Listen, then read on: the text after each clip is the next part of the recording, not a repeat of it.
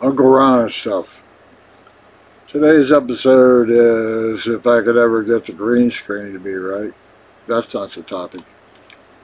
No, the topic for today's discussion is the visible universe as it and a correlation to one's age. I don't know if you're familiar with the idea of the visible universe, but when you use a telescope and look out into the universe, we know from the cosmic background radiation that the universe is about 14.789, I don't know, somewhere in that range, years old. Those are solar years old. And when we look with a telescope, especially the newer ones, we can see back light that was emitted about 14 point something billion years ago. But the fabric of space-time, the universe, is expanding. It has been expanding since the Big Bang, or what probably should be better called the big inflation. Anyway, there are galaxies, there are things beyond 14 point whatever billion light years out that we can no longer see. They have already fallen off the edge of our observable universe. It takes 14.7, we can see things out to 14 something billion years. We're seeing light that has traveled for 14 billion something light years, a long, long, long, long way. The point being is that there is a part of the universe that is receding away, which we'll never be able to see. And as time goes along, and it's cosmic scales, it'll take, a couple thousand years from now, maybe, some of those galaxies which we see today, maybe it's longer than that, 10,000 years, 100,000 years, we will not be able to see those with a telescope. They will have sped away from us, and light will never reach us from those objects. Okay, the point being is that for an individual, we also have the visible universe. There's only so far we can see, and some degree it's based on your age. So, for example, I'm almost 80 years old. So I have seen and I have had 80 years of experiences and 80 years of various scenarios and environments, and I've had problem solving, and I've had to deal with issues over 80 years worth. And my observable universe is only 80 years, solar years. Okay. Why am I reflecting that on age? Let's take an example of a 10-year-old boy. A 10-year-old boy has an observable universe as well, 10 years worth. What he sees, the sum total of his visible universe, is limited to the 10 years that he has been alive and aware and well and so on. His observable universe is a whole lot smaller than my visible universe. For example, he grew up, a 10-year-old probably has always grown up with the internet. He may have also always grown up with a cell phone. He's always grown up with indoor water. He's grown up with heat at the touch of a thermostat. He's grown up with all sorts of things that when I was 10 years old weren't around, but I did see them. They have now receded out of sight of a 10-year-old today. The past, our cultural, our human species past, has receded out of his view. He doesn't see how hard it is to survive on this planet as a human species. His take on things is entirely different. Well, not entirely, but you can see how it's limited by just what's around him. So, in some sense, people give the little kids a lot of grief because these, they don't. Well, that's their observable universe. That's all they've ever seen. That's all they've ever known. They don't have the advantage of having lived long enough to see all of the changes that have occurred uh, and living on this planet for 80 years. All the wars, all the horrors, all of the whatever. Okay, so I'm back to being an 80-year-old. Not quite 80, but close. I'm back to being an 80-year-old, and I have been aware and I have seen and experienced various things. But in terms of the human species on this earth, I have a very limited visible universe. Yes, by advantage of books and knowledge, I can get a glimpse as to what life was like 5,000 years ago. A glimpse of it.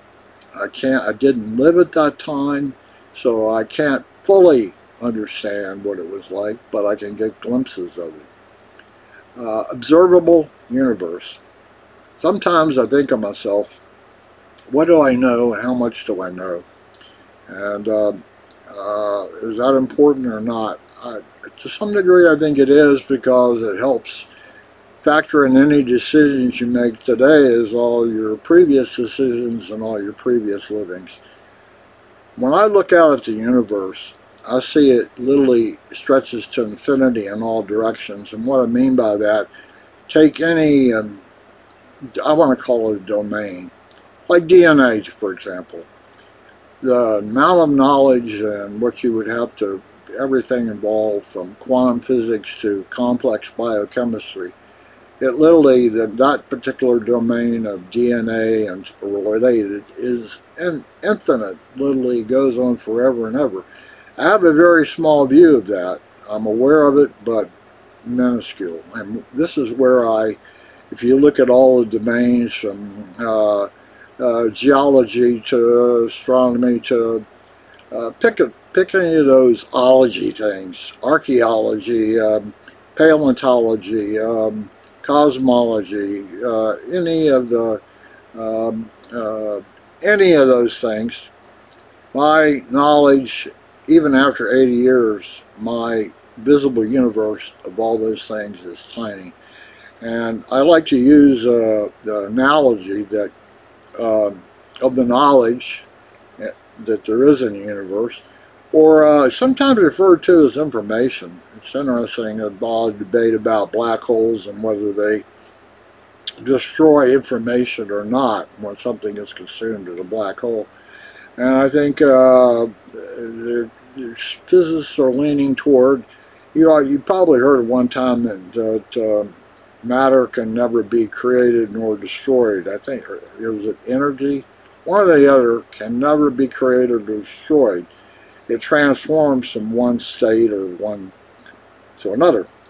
Well, add that, now there seems to be some new paradigm add on to that information cannot be either created or destroyed. That information, let's say how two particles join together, or information, any kind of what the organic makeup of carbon, for instance, the molecular, you can take and unwind carbon. You can do lots of things to carbon, but the information about carbon can never be lost to the universe. Anyway, my point being is I sometimes feel like my knowledge, when I look out at the universe, what is observable to me, I'm at least aware of it's there, is I know like a snowflake amount sitting on the very tip top of the largest what do you call those things? Not glacier, but a iceberg. One snowflake on the very top of the biggest iceberg you could ever imagine. And if I look down from my one snowflake position, I can see pretty far down. It varies, but I can see almost down to the water line. And this is where I'm trying to, the water line is my uh, visible universe of knowledge. But the bulk of any iceberg is below the water line. I can't see it. It's there, but I can't see it. So back on the age, a 10-year-old is like a snowflake sitting on a glacier. Only he's not very far off of the water at all yet. 80 years, I've had 80 years of accumulation, so I'm, 6 inches off of the water line, and I can look down and see maybe, I'm at least aware of 6 inches of living and experiences, knowledge, so on. But below the waterline, I cannot see. That's beyond my observable universe. A 10-year-old is sitting on a teeny tiny, he's a snowflake on a teeny tiny, he's hardly above the water at all. He's hardly above the observable universe to him. He only has a very small view of it. And is that a good thing or a bad thing? I don't know in some sense. I think we ought to do more education about the observable universe. Make people aware how much surrounds us in all directions, in every conceivable way you could think about it or imagine it. Not only in space-time and how humongously huge the universe is, but also knowledge, how it is massive in all directions, just like the universe. Pick any topic and it can go on forever and ever. I don't know what an expert in any one, in fact, I don't know that you can be an expert except in a very, very, very specialist field, because it's just too much knowledge out there. You may have some grasp of it, you may have awareness of it, but it most of it is beyond your field of view, beyond your visible universe. The visible universe of knowledge. There's stuff receding and going past that you'll just never see. Below the water line of an iceberg. The bulk of it is below the line. So part of it, again, on age, when I think of my grandchildren, and sometimes I think, oh, how naive they are, or they take for granted things. That's the point, is they seem to want to take for granted how hard it is to survive here. And I can understand why they take that view, because that's the limit of their observable universe. They've always had electricity and light at a flip of a switch. They've always had water instantly available from a tap. They've always had heat and cool at just the thermostat. They've always had food, and they didn't really have to go grow it, catch it, kill it, any of those sort of things. Their view is different.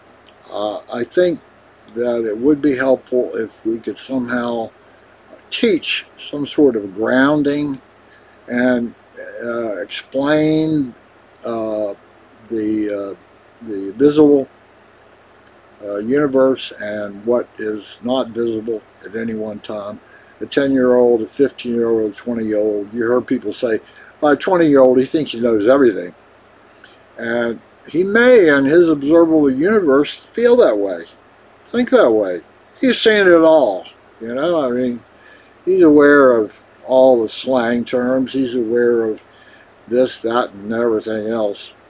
But he has no clue that he's hardly even seeing the waterline of the teeny weeny little glacier he sits on as a snowflake at the top of it. And below, out, he cannot see below that waterline. He cannot see how expansive everything is for his field of view of his observable universe. It's hidden from him. and only age and experiences and those sorts of things will let him get a higher up the visible glacier that he's on. But I don't think it ever shrinks below the waterline. The invisible universe is always, in fact, I think in the way of knowledge, it's always growing. There's always more and more of the glacier hidden from us because it keeps accumulating at an exponential rate. Think of only 30, 40, 50, 100 years ago, the exponential growth of knowledge and any domain, anything at all, any ology you could think of. Uh, anyway, that's the concept. That's what I was trying to contemplate about, think about, and I think it's a valid one. I've never thought about it that way. It's a sort of a crossover for some concepts from astronomy and cosmology into more or less a cultural domain, a human domain, where we are all limited by what we can see, our observable universe. At 80 years old, I've seen some. I'm aware of some. But I also realize that I don't know anything. I'm a simple one. The amount I know is like one snowflake on the top of a whatever 80-year-old glacier that has accumulated over my years. But then it terminates at the waterline, and I cannot see the massive iceberg that is underneath. All that stuff, all of that realm of human human everything, or the universe of everything, the etymology of everything, the accumulated knowledge, the accumulated it's all down there, outside my observable universe. That's enough for this today. It was just, I just throw things out, and to me, it's a fun thing to do to explore a particular topic. Hope somebody gets something out of it. Today is the 25th of September already, 2025. I know I talked too long. I'm sorry. This is a muse. This is what I call a muse. And I'll see you next time.